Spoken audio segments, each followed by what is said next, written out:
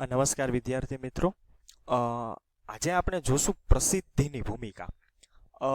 માર્કેટિંગની અંદર એટલે કે બજારની અંદર જે છે તે પ્રસિદ્ધિનું ખૂબ જ મહત્વ રહેલું હોય છે.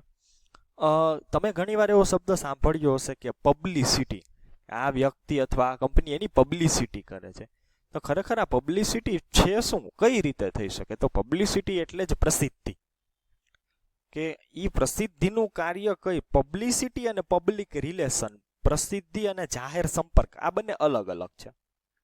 આજે આપણે અત્યારે પ્રસિદ્ધિ વિશે માહિતી મેળવીએ કે માર્કેટિંગની અંદર પ્રસિદ્ધિની ભૂમિકા શું છે. તો કે પેલું, જાહેર સંપર્કનું કાર્ય કરે છે. જાહેર સંપર્કનું કાર્ય કરે છે એટલે કે ભાઈ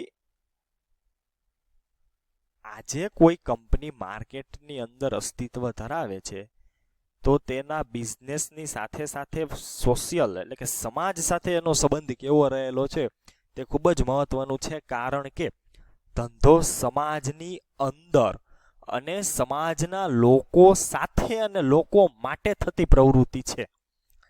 તેથી પ્રસિદ્ધિ દ્વારા એટલે કે પબ્લિસિટી દ્વારા કોઈ પણ રીતે કંપની જે છે તે સમાજ સાથે કનેક્ટ થવા માટેનો જે પ્રયત્ન કરે તેને આપણે પ્રસિદ્ધિ કહીએ. તો તેના માટે તે એક જાહેર સંપર્કનું કાર્ય છે. મધ્યસ્થીઓ દ્વારા એટલે કે વચ્ચેની કોઈ કડી, જે ધંધાકીય એકમ અને સમાજ આ બંનેને જોડતી કડી. હવે વિદ્યાર્થી મિત્રો એક વસ્તુ ખાસ નોટિસ કરજો કે કોઈ પણ પ્રકારની ચૂકવણી કરવાની હોતી નથી. પબ્લિસિટીમાં કોઈ પણ પ્રકાર, જેને માઉથ ટુ માઉથ માર્કેટિંગ અથવા પ્રચાર કહી શકાય, એની અંદર પબ્લિસિટી ખરેખર જોવા જઈએ તો નેગેટિવ પણ હોઈ શકે, પોઝિટિવ પણ હોઈ શકે. પબ્લિસિટીમાં ચૂકવણી એટલા માટે નથી કરવાની હોતી. એનું તમને એક એક્ઝામ્પલ આપું કે ભાઈ આજે તમારી પ્રોડક્ટ અથવા વસ્તુથી કોઈ એક વ્યક્તિ તમારો ગ્રાહક છે, એને તમારી વસ્તુ કે પ્રોડક્ટ ખરીદી, એને એ પ્રોડક્ટથી સંતોષ મળ્યો, એને જેટલા રૂપિયા આપ્યા હતા એને એમ થયું કે નહીં, મારે આ પૈસા વસૂલ થઈ ગયા. હવે તે બીજા બે વ્યક્તિને આની વાત કરશે કે મારે આ વસ્તુની જરૂર હતી, મેં આ જગ્યાએથી આવી રીતે ખરીદી કરી. આ બે વ્યક્તિ અનુભવ કરશે, તે બીજા 4 ને કહેશે, 4 ને 8 ને કહેશે.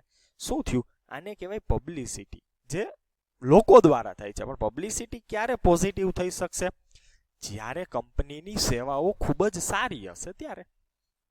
સામૂહિક સંદેશ પ્રચાર એટલે કે એક સાથે જ ઘણા બધા મોટા સમૂહને જે છે તેનો સંદેશો મળી જતો હોય છે. પ્રસિદ્ધિ એટલે કે પબ્લિસિટી જે છે તે માર્કેટિંગની અંદર એક એવો ભાગ છે કે જે એની સાથે જોડાયેલો હોવા છતાં પણ માર્કેટર્સના હાથમાં 100% કંટ્રોલ આપણે નથી એવું કહી શકીએ. કારણ કે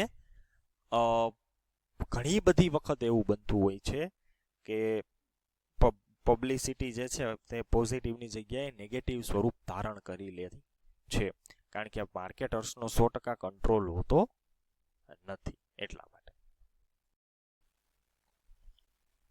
નમસ્કાર વિદ્યાર્થી મિત્રો, શ્રી નીલરાજ શૈક્ષણિક સંકુલની યુટ્યુબ ચેનલમાં હું આપનું હાર્દિક સ્વાગત કરું છું. આજે આપણે આગળનો પ્રશ્ન એટલે કે બ્રાન્ડિંગના લક્ષણો અથવા એની લાક્ષણિકતાઓ જોઈશું. તો એના માટે સૌપ્રથમ આપણે સમજી લઈએ કે બ્રાન્ડ એટલે શું. આપણે ઘણીવાર સાંભળ્યું હશે કે આ વ્યક્તિ તો છે તે બ્રાન્ડેડ કપડાં પહેરે છે, બ્રાન્ડેડ શૂઝનો ઉપયોગ કરે છે, બ્રાન્ડેડ ગાડી છે, બ્રાન્ડેડ મોબાઈલ છે. તો આ બ્રાન્ડ એ વસ્તુ શું છે એ સૌથી પહેલા આપણે સમજવાનો પ્રયત્ન કરીએ. ખરેખર બ્રાન્ડ અને કંપની આ બે અલગ અલગ વસ્તુ છે. પણ સામાન્ય રીતે જ્યારે બ્રાન્ડની વાત કરવામાં આવે ત્યારે જે પ્રોફેશનલ, જેણે બિઝનેસ સ્ટડીનું જ્ઞાન નથી, વાણિજ્ય સંચાલનનું, તે લોકો એને સામાન્ય રીતે એક જ ગણે છે. પણ ખરેખર પ્રોડક્ટ, બ્રાન્ડ અને કંપની આ ત્રણેય વસ્તુ અલગ અલગ છે, ખૂબ જ અલગ અલગ છે. હું તમને એના એક એક્ઝામ્પલ દ્વારા સમજાવવાનો પ્રયત્ન કરું.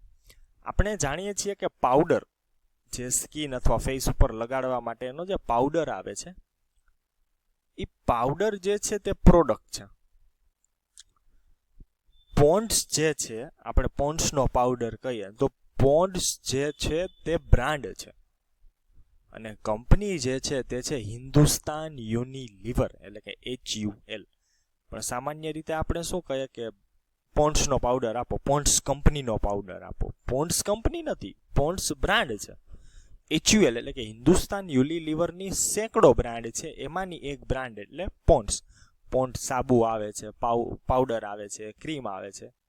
તો આવી રીતે જે છે તે હું માનું છું તમે હવે બાયફર્કેટ કરી શકશો કે સાબુ, તો સાબુની અંદર મોટા ભાગના સાબુ જે છે તે બ્રાન્ડ હોય, કંપની નથી હોતી. લોક્સ, આપણે લાઈફ બોય, આ બધા એની પાછળ કોઈ એની એક કંપની. આપણે એજ્યુકેશનમાં જ આપણે વાત કરીએ તો ક્લાસમેટના ચોપડા આવે છે, તો પ્રોડક્ટ શું થઈ? ચોપડા, એટલે કે બુક. બ્રાન્ડ કઈ થઈ? ક્લાસમેટ. કંપની કઈ થઈ? ICT. તો આવી રીતે બ્રાન્ડ એ જે છે કંપનીની પોતાની એક ઇમેજ ઊભી કરેલી હોય છે. તો હવે આના લક્ષણો ક્યાં કે જોઈએ, તો કે રંગોનો ઉપયોગ. આપણે જાણીએ છીએ કે આપણે જ્યારે કોઈ સાબુના પેકેજિંગની અંદર લીલો કલર એટલે કે ગ્રીન અને વ્હાઈટ આવું કોઈ કોમ્બિનેશન જોઈએ એટલે આપણને તરત યાદ આવે કે આખું ડેટોલ હશે. ડેટોલ ખરેખર બ્રાન્ડ છે, R&D નામ કંપની છે, તે એ કંપનીની એક બ્રાન્ડ છે ડેટોલ. ગુણવત્તાના સાતત્યનો અનુભવ. ગુણવત્તાનું સાતત્ય એટલે સતતતા જળવાઈ રહી એની અંદર. આજે આપણે કોઈ એક કંપનીની બ્રાન્ડની પ્રોડક્ટ ખરીદી તો નેક્સ્ટ ટાઈમ જ્યારે ખરીદીએ ત્યારે એવી અને એવી જ નીકળે એવી આપણી અપેક્ષા હોય, એટલા માટે તો આપણે એને બીજી વાર પરચેસ કરીએ છીએ. તો જે સાતત્યતા જે ગુણધર્મની છે તે જળવાઈ રહેવી ખૂબ જ જરૂરી છે. સંજ્ઞા એટલે કે સાઇન અથવા સિમ્બોલ આપણે જેને કહી શકીએ. આપણે સિમ્બોલ તરીકે એક્ઝામ્પલ લેવું હોય તો આપણે ડવ સાબુનું લઈ શકીએ કે એની અંદર જે છે એક બપક જેવું દોરેલું આપણને સામાન્ય રીતે એને સંજ્ઞાનો ઉપયોગ કર્યો છે. આવી રીતે તમે કોઈ પણ થમ્સઅપ માટે જે છે તે થંબ, કોઈ પણ આપણો હેન્ડનો થંબ જે છે એનો ઉપયોગ કર્યો હોય છે. આ બધી સંજ્ઞા. એ પ્રોડક્ટના ગુણધર્મ, એ તો આપણે જાણીએ જ છીએ કે ભાઈ પ્રોડક્ટના જે ગુણધર્મ હોય તે તેની બ્રાન્ડ સાથે કોરિલેટેડ. ભરોસો ખૂબ જ અગત્યની વસ્તુ છે. આપણે જાણીએ છીએ કે કોલગેટ એ એક કંપની છે, પણ આપણે દુકાને ખરેખર પ્રોડક્ટ કઈ છે? ટૂથપેસ્ટ છે. આપણે શું કહીએ? કોલગેટ કંપની નથી, બ્રાન્ડ છે. અને ઓમ એક રીતના આપણે જોવા જઈએ તો કંપની સ્વરૂપ બ્રાન્ડ છે. તો આપણે દુકાને લેવા જાય તો શું કહીએ કે મને પેપ્સોડેન્ટની કોલગેટ આપો તો. આ વસ્તુ તો વ્યાજબી નહીં પણ ખોટી જ છે એમ, કારણ કે પેપ્સોડેન્ટ આખી વસ્તુ જ અલગ છે, કોલગેટ આખી વસ્તુ એ છે. પણ આપણે ટૂથપેસ્ટને કોલગેટ તરીકે એટલી બધી આપણા જે રોજબરોજના જીવનમાં વણાઈ ગઈ છે કે આપણે દુકાને પણ આવી જ રીતે બોલીએ કે મને આની કોલગેટ આપો. આપણે આગળ કોઈ પણ બોલીએ પેપ્સોડેન્ટ, બબુલ અથવા જે કોઈ આપણને જોતી હોય તે, પણ પાછળ તો આપણે કોલગેટ બોલીએ જ. હવે કોલગેટ પોતે એક બ્રાન્ડનું નામ છે, એ એને ભરોસો. એવું જ બીજું એક્ઝામ્પલ છે ઝેરોક્સ. ખરેખર એને ફોટોકોપી અથવા કોપિયર મશીન કહેવાય છે, પણ પેલી અને સક્સેસ કંપની કે જેણે ફોટોકોપિયરનું મશીન વિકસાવ્યું એ કંપનીનું નામ ઝેરોક્સ છે. આજે આપણે દુકાન જઈને કહે આની ઝેરોક્સ કરી દો, તો ઝેરોક્સ તો એ કંપનીનું નામ છે, પણ એને ભરોસો જે છે એ એવો સાતત્ય છે, ખરેખર ફોટોકોપી અથવા કોપિયર મશીન કહેવાય. મૌખિક અને દ્રશ્ય. મૌખિક એટલે જે હમણાં આપણે શીખ્યા હતા આગળના લેક્ચરમાં કે ભાઈ મૌખિક માર્કેટિંગ જેને કહેવાય, માઉથ ટુ માઉથ પબ્લિસિટી. દ્રશ્ય એટલે જોઈ શકાય. કિંમત, ડેફિનેટલી બ્રાન્ડેડ વસ્તુની કિંમત વધારે જોવાની છે.